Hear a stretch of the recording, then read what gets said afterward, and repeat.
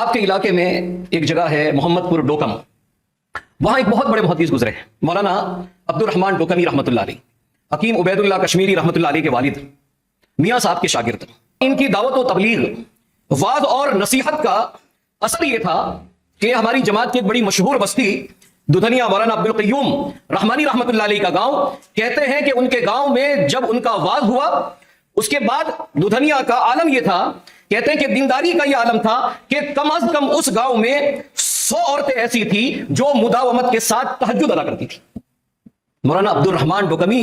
کی واعظ نصیحت کا یہ اثر تھا، کہتے ہیں کہ اس کو سننے کے بعد صرف دودھنیا گاؤں میں 100 عورتیں ایسی تھی جو تہجد پابندی کے ساتھ ادا کرتی تھی۔ آپ ان اثرات کو آپ دیکھیں، یہاں تک کہ ایک مناظرہ طے پایا رضا خانیوں سے شنکر نگر مشہور علمی بستی میں، کہتے ہیں مناظرہ طے پایا لیکن مناظر نہیں آئے۔ اس کے بعد مولانا کا ایک واعظ ہوا اور اس واعظ کا اثر یہ تھا کہ شنکر نگر اور بھیکمپور کی جو بستی تھی انہوں سب کی سب بدعات و خرافات سے وہ بستی پوری تائب ہو گئی۔ میں تو صرف آپ کو نام گنا سکتا ہوں۔ اور مولانا عبد الرحمن ڈوکمی